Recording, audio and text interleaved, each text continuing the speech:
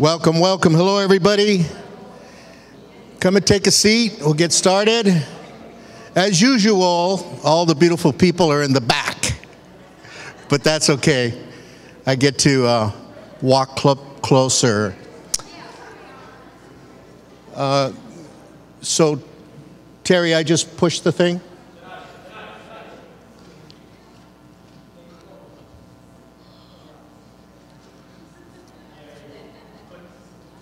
So which one do I push? This button, push down. Down. Okay.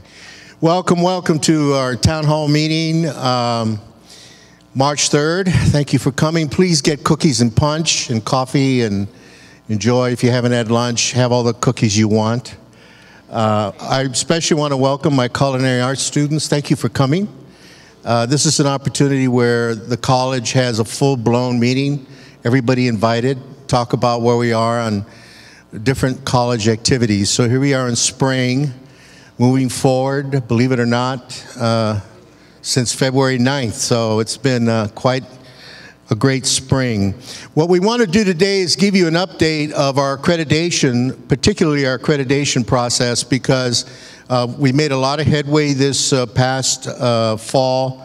And then, of course, in January, we kept meeting. The Accreditation Steering Committee kept meeting every week in January during the winter break. And we continue to meet every week, just about Wednesday mornings from 9 to 10:30. And we're plowing away with getting ready for our next accreditation visit. So today, we were going to give you that report and then some action steps, and then open it up for questions and answers for the entire community. So we'll get started.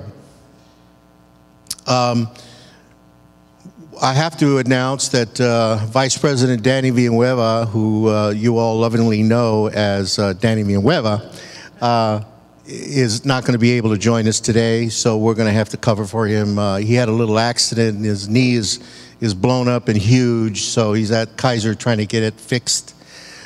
So I think his running days are over for right now, but he will be here tomorrow.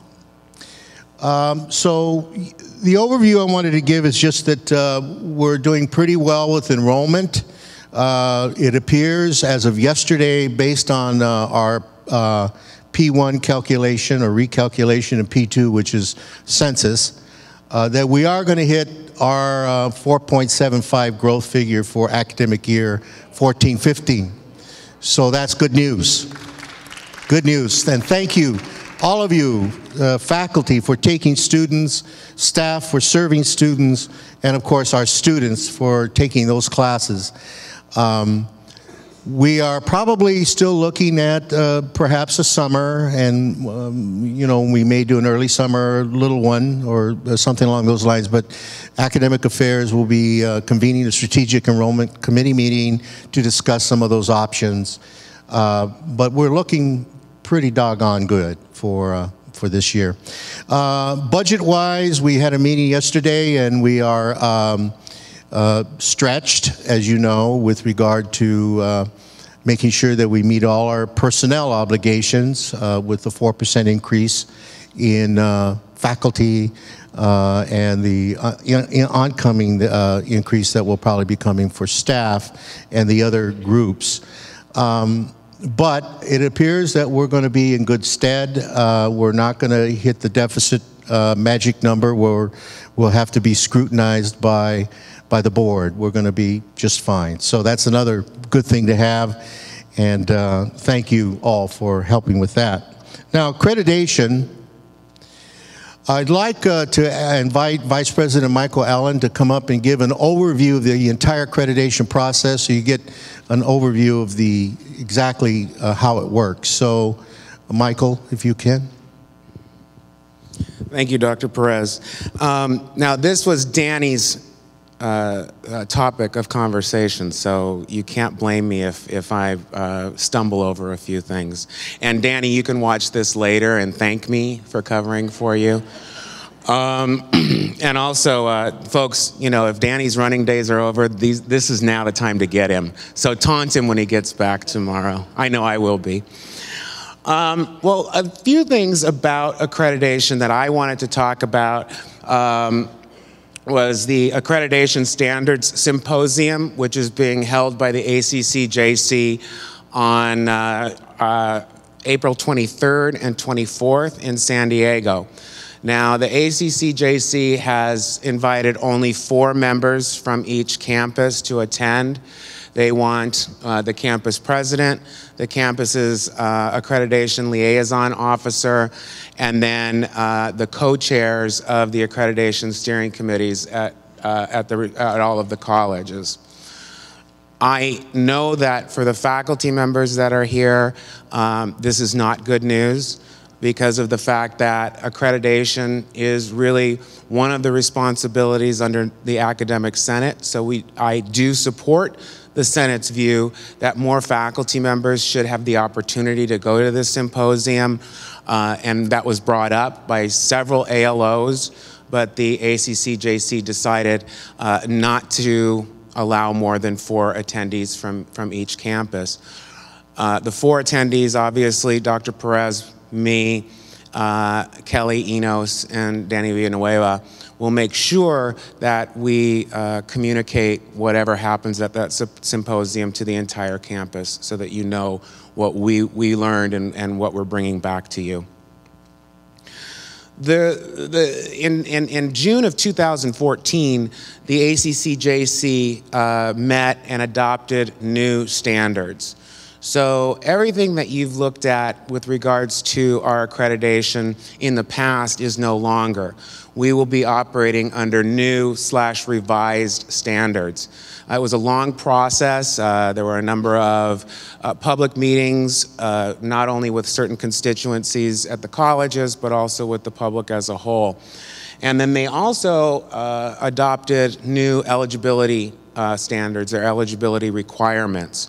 So again, when you look at our old self-evaluation that was done a couple of years ago, you will see that we're being measured by different standards and eligibility requirements as we continue to deal with our full self-evaluation. A visit will happen in the spring of 2016. Right now, the district and the college presidents are working together to determine or request the dates of the site visits, since the entire district will be, site teams will be visiting every college in the district in the spring of 2016. So that means that all of the presidents have to work together with the chancellor to figure out what dates are best. Once we have those dates, they're going to be submitted to the ACCJC, and then once we actually receive confirmation of the actual dates, we'll let the entire campus community know. It will most likely be sometime in March of 2016. Napa Valley College is actually the first college that's going to be evaluated on the new standards that were adopted in June of 2014. They actually volunteered to be evaluated on the new standards, and they also volunteered to share their experience with the other 111 community colleges in the state, so that we would be able to have kind of a heads up on how things are working. There's a different format for the self-evaluation. So the long narrative that you see in our past self-evaluation it won't be the same. It's really going to be starting with the evidence. Here's the evidence, and this is how we meet the standard. They also have suggested a limit of 25,000 words. So by the time the district provides the information that we will need to incorporate into our self-evaluation, we'll probably be left with a suggested 20,000 word limit for the next self-evaluation. Let's see, at the district level, we have what's called DPAC. That is the District Planning and Accreditation Committee. That committee meets once a month. The primary representatives for DPAC are Sarah Master, our Dean of Institutional Effectiveness, and I. And so we go once a month and find out what everybody else is doing in our district regarding the upcoming site visit in spring of 2016. And then we also contribute to a district chart of evidence. So what we've done is we've looked at common evidence on all 9 campuses and have created a chart that we will be able to use as a guideline when we're collecting evidence. And we've already been using that chart because we are far into the evidence collection stages for our self-evaluation. I want to give a little bit of history. This may be very duplicative for many of you in the room, but I know that we've got some new faces on the campus because we've got some new full-time faculty members that have been hired. And also I see a large group of students, so I'm going to give you a little bit of a recap in terms of where we are in our follow-up report, and then Kelly will finish up in terms of where that process is. But in March of 2013, we had a site team visit, and as a result of that visit, we received 14 recommendations from the visiting team.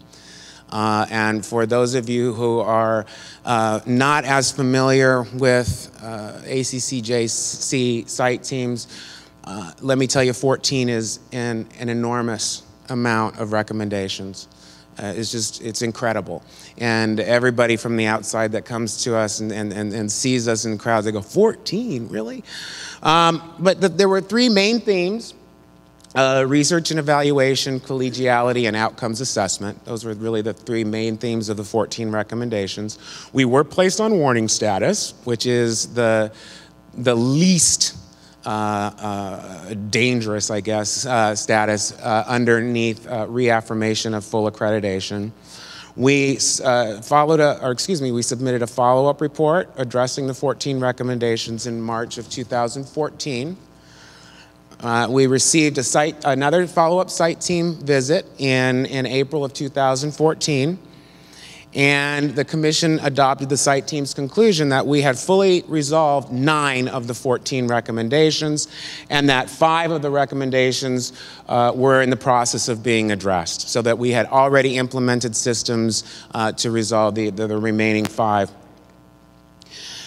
We were taken off warning status as a result of that site visit, and we were asked to submit a follow-up to the follow-up report, which is due in March. The 5 remaining recommendations were recommendation number 2, which basically they said, you know, we've got plenty of sunshine. For those of you who are familiar with Pat's mantra of a day without SLOs is a day without sunshine, or the converse of that. But so we had plenty of sunshine, but the site team found that we just needed to do a little bit more in terms of assessing, reviewing, evaluating, and integrating our SLOs with our PLOs.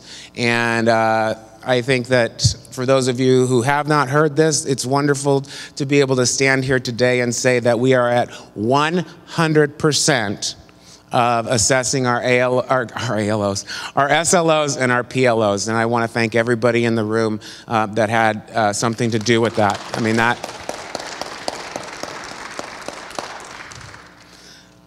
in one meeting, one of our colleagues said, well, you'll never get to 100%, but that's the goal. And every time I see this individual now, I go, whoa, what was that? We'll never do what? So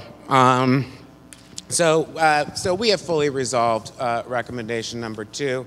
The next one was recommendation number 5, which really dealt with how we are providing professional development opportunities to faculty members in the area of pedagogy and student learning styles and needs. How do we align student learning styles and needs to the way we teach in the classroom?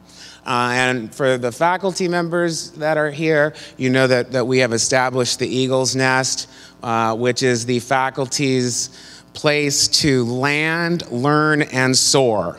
I think that's the tagline. And we've done a number of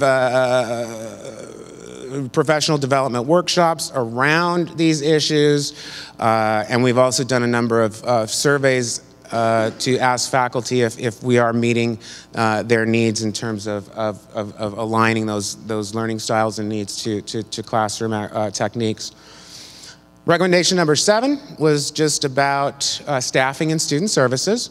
When the entire state went through severe budget cuts, many positions in student services were not refilled when we had retirements or resignations. And it was a way to save money. We were not unique in terms of adopting that practice.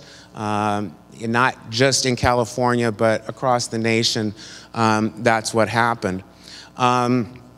With the leadership of Joe Ramirez and his staff and his unit, we have been able to create a student services staffing plan. There are 2 phases to that staffing plan. We've completed phase 1, and we will be able to show the ACCJC that by this semester, we will have fully staffed student services to meet the needs of our student body. Recommendation number 9 was similar to recommendation number 2 in terms of outcomes assessment, but it really focused more on the student services unit in terms of evaluating, assessing student area outcomes. So it was more around what outcomes do the non-instructional units have to make sure that we're promoting student success and student learning. Student services, with the help of an outside consultant, many of you know the name, Dr. Matthew Lee, went through a complete cycle of program review in the summer, last year, and they've used the fall and the spring to evaluate and assess and implement changes for continuous improvement. Last but not least, there was recommendation number 14, which really focused on the shared governance process and making sure that the campus community, both our internal constituents and our external constituents, knew about the shared governance process and how we operate as a college through that shared governance process. So for those of you who are in the room and you're not familiar with the shared governance process, please feel free to talk to me or one of the other vice presidents or the president, and so that we can help you understand it. There are a number of different resources on the website that talk about it, but it should be kind of secondhand to all of us on the campus, because we are all part of the decision-making process here on campus, and we should kind of know how that works. We've done a number of things to resolve that recommendation, but again, remember, folks, that it's all about continuous improvement and sustainable practices for accreditation. So even though we've fully resolved these 14 recommendations that were given to us, doesn't mean that we can sweep them under the carpet and move forward. We need to continually look at these recommendations, make sure that we've got sustainable systems in place for continuous improvement. So I think I'd just like to close with thanking everybody on the campus who took a leadership role in resolving the remaining 5 recommendations. It was not an easy task, but I'm really happy to be at a place where everybody stepped up to the plate and really gave 100% in terms of time and effort to make sure that we got to the place that we are now. So if you've got questions after this, I guess we'll have a question and answer session about some of these things. If you have questions, we'll stick around. So thank you, and I'll hand it over to Dr. Perez. Thank you, Michael. I'm going to ask Kelly Enos, our faculty co-chair of the Accreditation Steering Committee, to come up and talk a little bit more about the submission of the follow-up report. It's done. It's going to be on the website. You will have access to it. There's some last-minute things going on to send it, and it has to be there by, I think we have to send it March 11th or 12th by the 15th of March. So Kelly, come on up. Thank you, Dr. Perez. Good afternoon. My name is Kelly Enos, and I'm the faculty co-chair of the Accreditation Steering Committee. And I just wanted to spend with you just a couple of minutes describing where we're at in the submission of the follow-up report. And to kind of echo on Vice President Allen's comments, the Accreditation Steering Committee, we're so fortunate. We have a number of people that are very talented. As some of the folks in the room can attest, we've spent, I don't know how many weekends writing and reviewing, spending late nights working on the follow-up report. So we have a number of people on our Accreditation Steering Committee that are very dedicated, very talented. So we're very, very fortunate. So as far as the submission of the follow-up report, it goes to a number of committees, and those committees and groups include College Council, Academic Senate. On February 2nd, we had the District Institutional Effectiveness Student Success Committee come to the campus, and they are made up of a number of folks, including a few board members from the Board of Trustees. So the ASC presented our follow-up report to the committee, and they just had a few minor suggestions, comments, how we could change just a couple of things. But at that particular meeting, they made a motion to have the full Board of Trustees actually approve the report.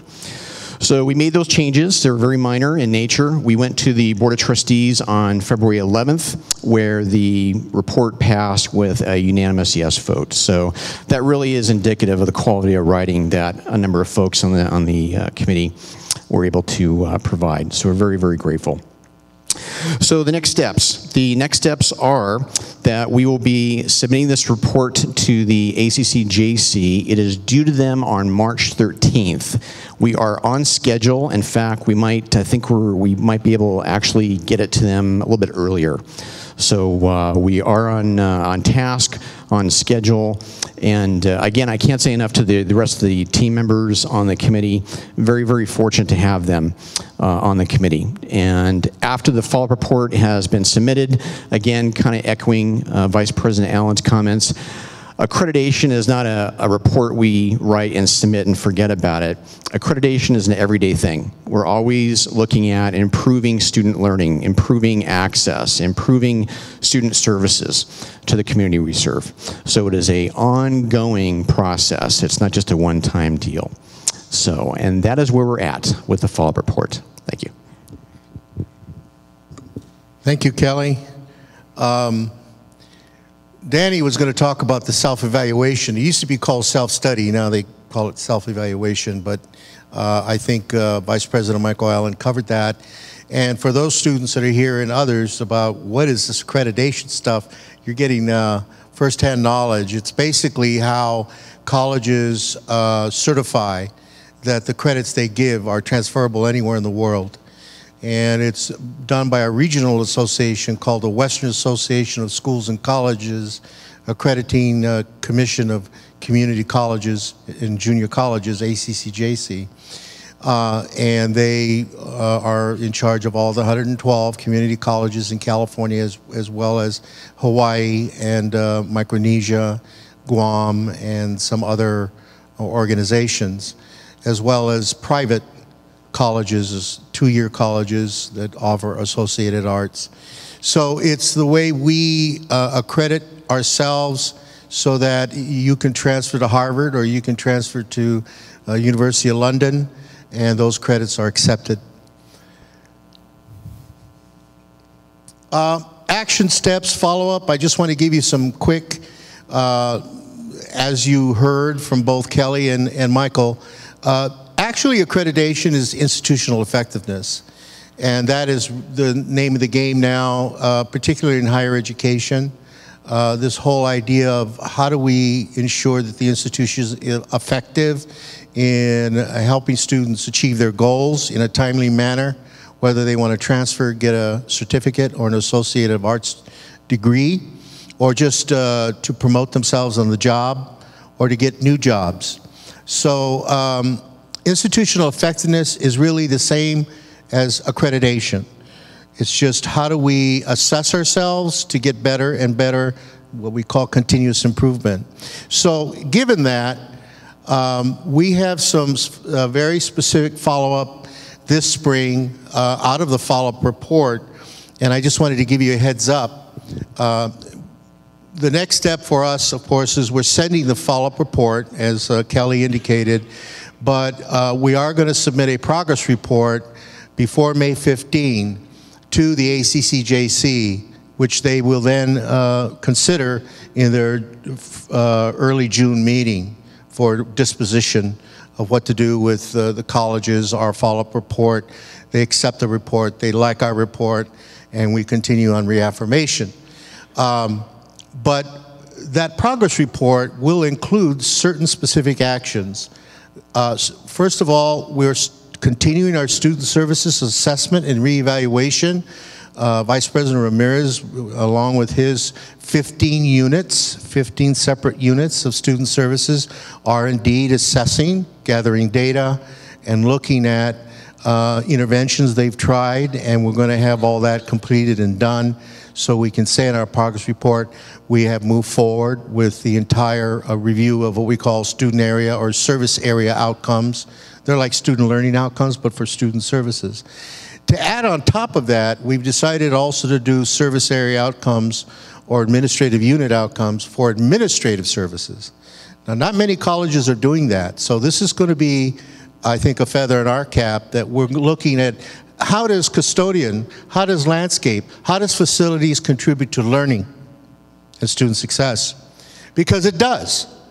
I mean, if you have learning space that's beautiful and clean and supportive with pathways where students can interact with each other, it makes for learning. So we're going to do that. How's the business office and the way you conduct your business with the business office and pay your fees?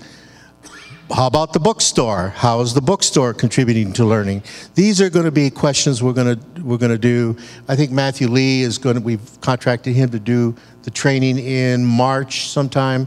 Danny has set that up. So we're going beyond student services now. Now we're going into the administrative services side. So that's going to be fun. One of the areas we wanted is strengthening communication to faculty, staff, and students. You'll now see that every Monday I'm sending out a college communication, which just notifies everybody, here's the shared governance meetings, you're invited to come, because there was a follow-up report and a focus groups that we did with faculty and staff last November. We did some focus groups and asked them, how can we improve our communication? And one of the ideas was follow up weekly communication, not only President's Corner or Monte's Minute, but email blasts are really helpful to remind us about these shared governance meetings. We are going to also conduct student focus groups. Now, the reason why we didn't conduct student focus groups last November is because we were basing the focus groups on the student survey, and we didn't have the data from the student survey. So we've got our fingers crossed that we'll get the data. Sarah's talking about our possibly getting that data, I guess, in March, no later than April. Based on that information, the survey will develop some focus group questions, and we're going to invite students to come in, and we're going to hear students, what you have to say about communication, about support services, about academics, those areas you feel very strongly about. So that's another action step we're going to take, and we'll complete that, and it'll be part of our report in May.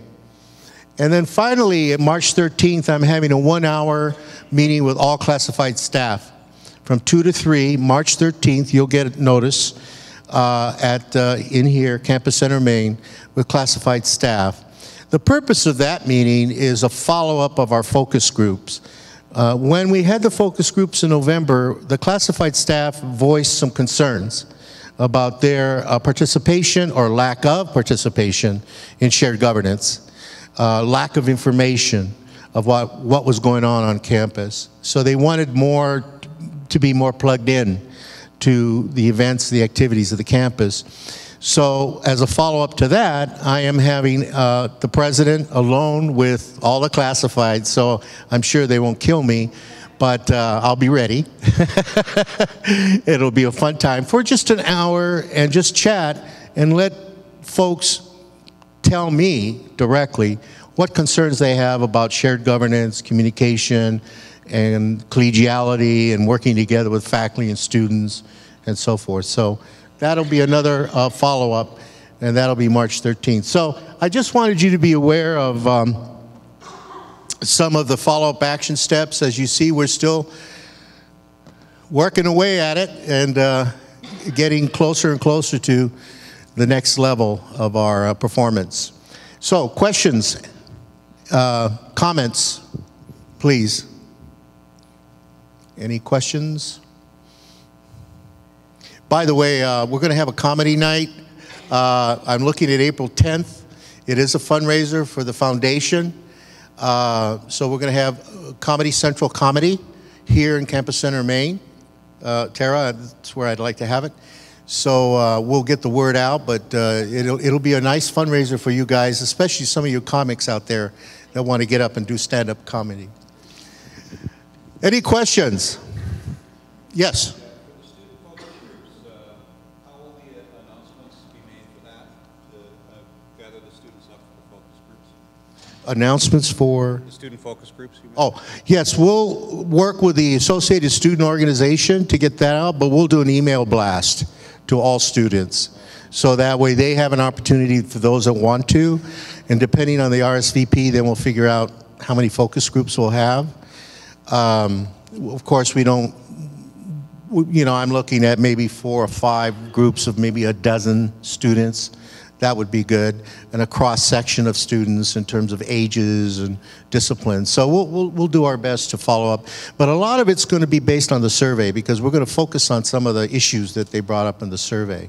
And always an issue is the need for more support services, hours, library hours. Those things come up. So we'll be sure to focus our questions on those areas. Other questions?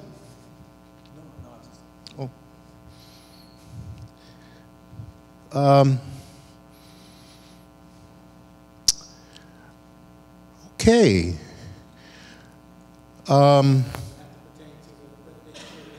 Any question? Any question? You want to hear about buildings? What's going on with buildings? Our favorite topic. Okay, I wish Wally was here and Danny. They can give me specifics. But Deborah, can you answer that?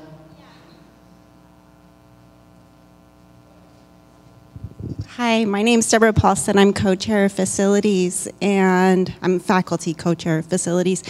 And the partitions are still being approved by DSA. There was a problem when they opened up the walls, and they're still looking into it to try to get them fixed as soon as possible. You know, one of the things that's very frustrating is whenever you open up something, you find things. And then the department state architects say, wait, stop, give us a plan to mitigate what you found. If you recall, we are moving a student health center right next to the business office where my office is right there. That was stopped as well, and they barely have opened it up now because there was some asbestos or some issue there that we had to mitigate. So I wish we could move much more swiftly. Madeline got an earful on Monday morning about some of the things we're doing to try to move forward on some of these projects. But that's what's going on. Department of State Architects, same thing happened with the library and the bathrooms. That's getting better now. We've gotten over some of that. So it's a process, and we have to work with make sure the code enforcers and the health and safety is all well laid out. Other questions? Yes, Marion.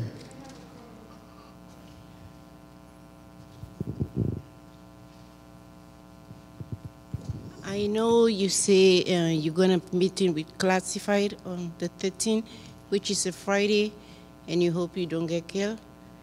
But is that the reason why you choose Friday, since most of us are not here, and it will be in the afternoon when most of us are not here? So you're really not going to get killed.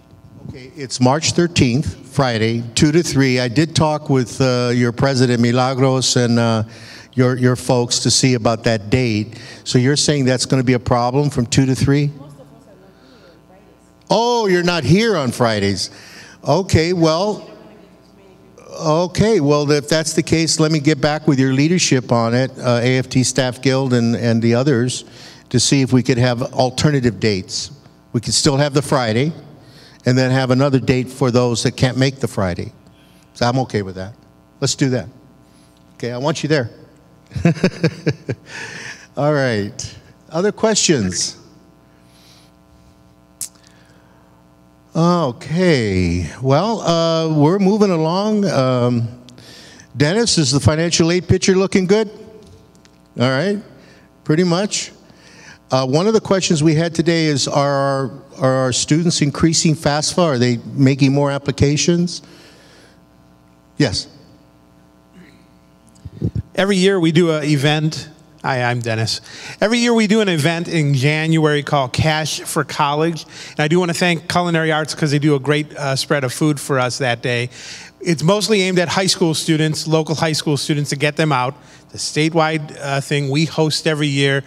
We had pretty good turnout, a little lower than past years, but overall our numbers are looking very good.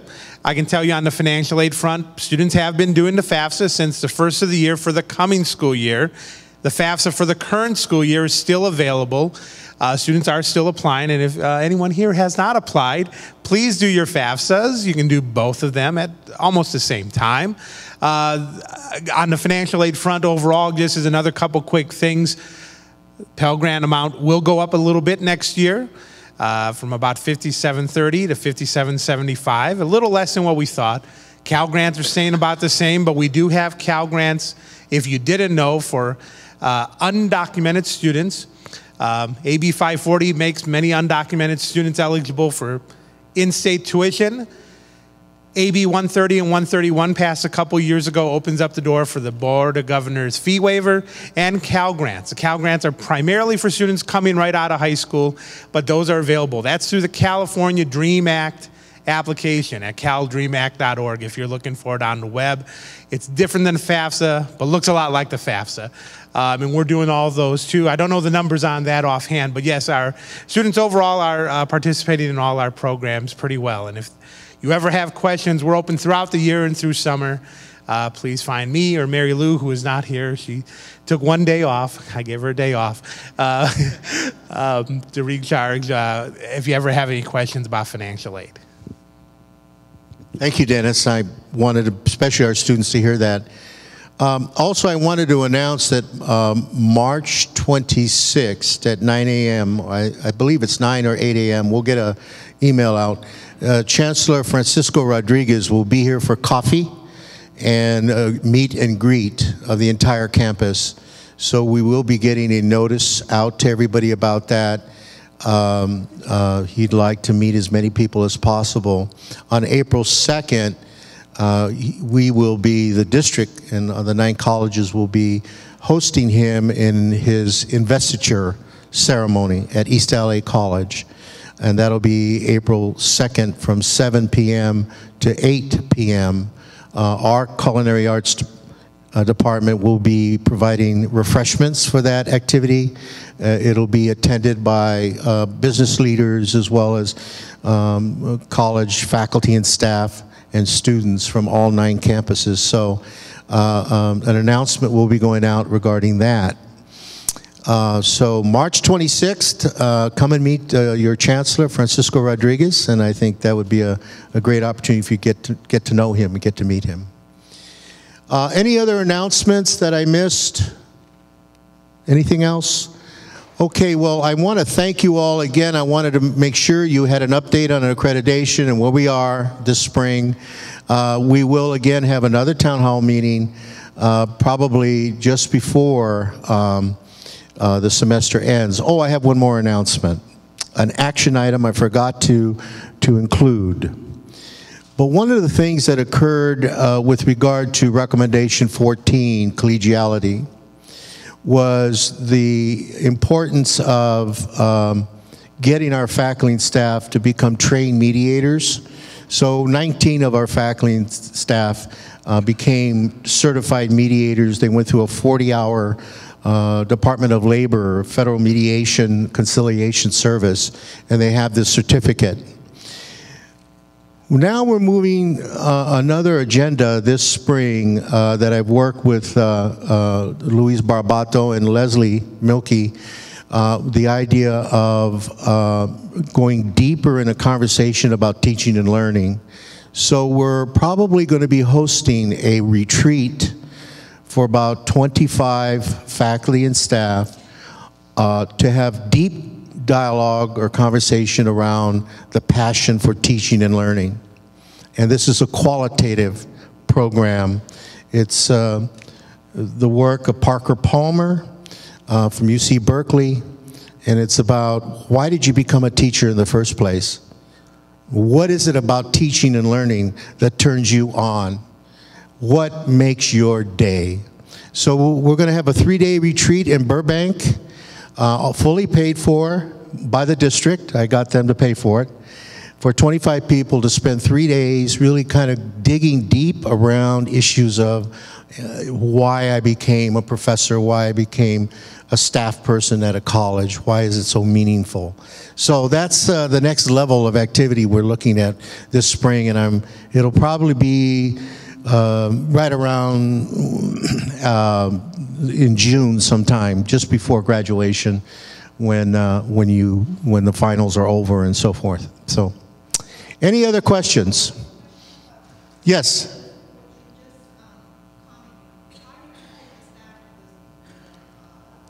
It'll be an open invitation, and people will be able to submit an application, and we'll have a committee of faculty and staff to review that. And it'll be just the first foyer, because after that we'll have another one. It's part of the district's incentive to support efforts to deepen the dialogue around teaching and learning. LA Southwest is going to do a training on what they call under-resourced students. So that's their training, is how do you work with students who are under-resourced or come from poverty backgrounds. Harbor's doing one on cultural responsiveness. How do you respond to students from different cultures? But we want to do it on more around the quality aspect of teaching and learning, what turns you on about why you do what you do. We want to have that kind of conversation. I think it'll be really, really exciting. Okay, so you all have a great day. Thank you for coming, and go Eagles, go.